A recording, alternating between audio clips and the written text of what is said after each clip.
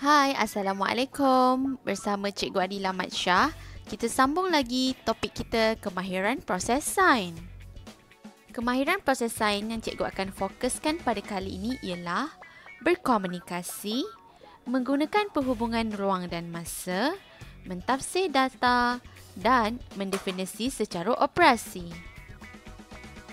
Kemahiran proses sains kita yang pertama ialah berkomunikasi. Komunikasi merupakan kemahiran menyampaikan maklumat kepada orang lain. Antara cara berkomunikasi ialah melalui lisan, melalui lakaran dan melalui tulisan. Selain dari itu, cara komunikasi ialah melalui carta palang, carta pai, jadual dan graf. Video berikut menunjukkan contoh berkomunikasi secara lisan. Saya Anas Faris bin Anwar dari kelas Bazam. Ini ialah contoh objek legak. Ini pula contoh objek lulu cahaya. Ini pula objek lulu sinar. Contoh berkomunikasi secara tulisan. Contoh berkomunikasi secara lakaran.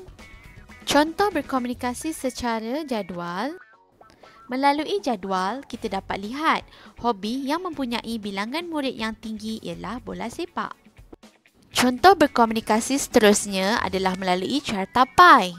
Melalui carta pai, kita dapat lihat hobi yang paling diminati oleh murid kelas amal ialah permainan dalam talian.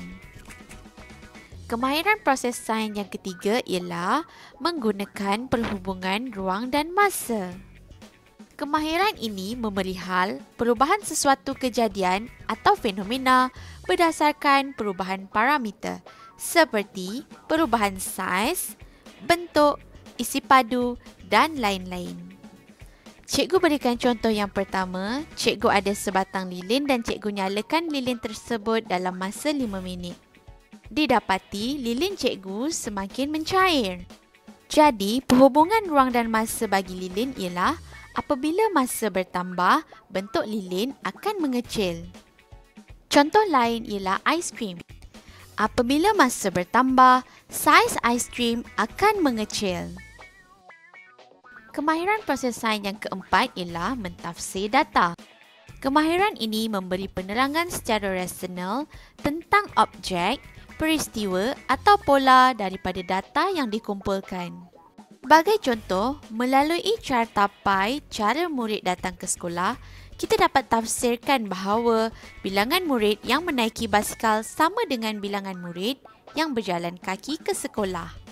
Selain itu, kita dapat kenal pasti cara utama murid datang ke sekolah iaitu menaiki bas. Contoh kedua, melalui carta palang di atas, kita dapat lihat jarak yang dilalui oleh kereta mainan A adalah paling jauh berbanding lain-lain kereta mainan yang ada. Kemahiran proses sains seterusnya ialah mendefinisi secara operasi. Kemahiran ini memberi definisi tentang sesuatu konsep dengan menyatakan perkara yang dilakukan dan diperhatikan. Sebagai contoh, uji kaji di atas adalah untuk mengenal pasti bahan menyerap air. Jadi, definisi secara operasi keupayaan bahan menyerap air ialah isi padu air yang tinggal di dalam bikar. Contoh kedua ialah menguji kekuatan magnet. Jadi, definisi secara operasi bagi kekuatan magnet ialah bilangan klip kertas yang dapat ditarik oleh magnet tersebut. Baiklah, itu sahaja perkongsian cikgu bagi topik kemahiran proses sains pada kali ini. Bye, Assalamualaikum.